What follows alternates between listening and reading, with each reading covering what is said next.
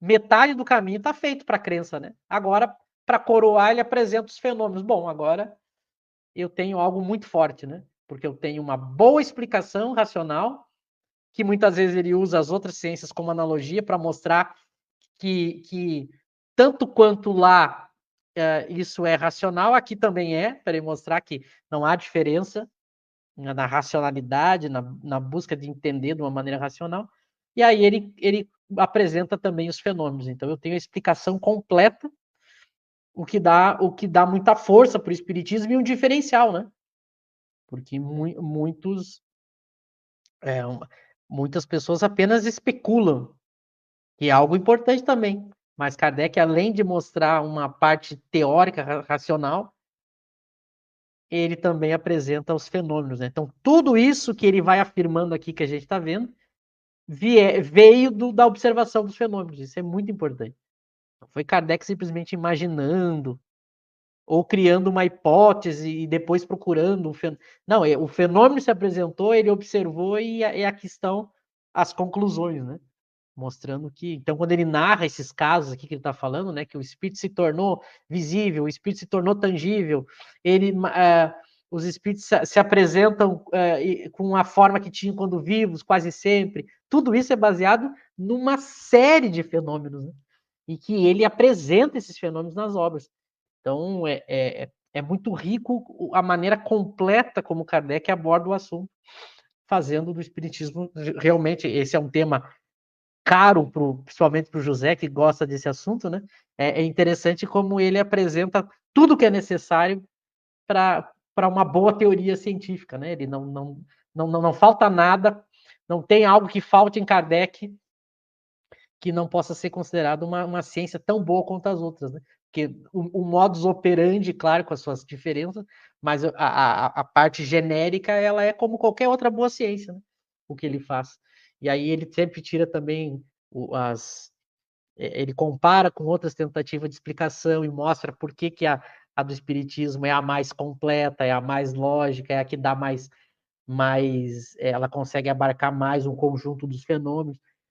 Então é muito interessante como ele conseguiu no século XIX fazer algo tão bem feito, tão sólido, e que hoje as pessoas estão começando a perceber.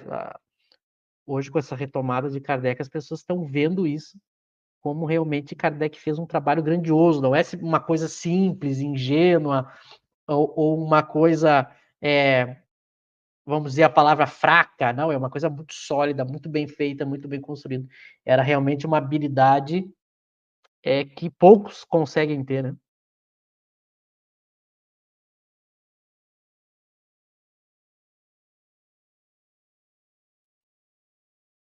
Realmente, do ponto de vista da epistemologia, Kardec foi perfeito, né? A própria visão de ciência que Kardec tinha era muito à frente, né? E, e Kardec fez tudo que podia para fazer uma boa ciência, né, no sentido, né, englobasse ali todos os fenômenos, né? Não como Kardec fala no capítulo dos sistemas, né, do livro dos médiuns, a teoria espírita era a única que englobava todos os fenômenos. Você tinha sistemas na época que englobavam alguns fenômenos. A teoria espírita era a que melhor explicava todos os fenômenos, né? Então Kardec observou tudo. Então ele observou todos os fenômenos e teve ali a teoria mais lógica que, diferente das outras, não vinha de uma concepção humana, né? Não era uma ideia pré-concebida, como Kardec diz, era uma ideia que veio o próprio fenômeno, no caso do espiritismo, se revelou sua natureza, né? Por ser um fenômeno inteligente. Ele falou, não, nós somos os espíritos, né? Enfim.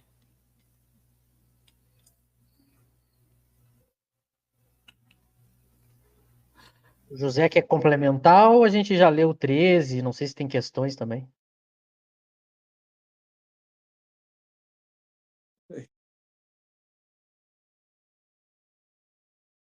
Oi, Sim, sim. tão me Agora ouvindo? sim. Ah, meu Deus, hoje tá difícil esse negócio. Eu acho que é a internet que tá oscilando e aí ele deu umas travadas para mim. Não, eu só queria comentar que provavelmente vocês falaram isso, né? Mas quando Kardec usa essas comparações com a física, né? Que o vapor é invisível quando está rarefeito, e quando ele usa modificação molecular, né, são analogias, mas a gente não pode entender essas comparações no sentido absoluto, ou no sentido literal. Não é que o perispírito é uma molécula. E quando fala molécula, qualquer estudante sabe que os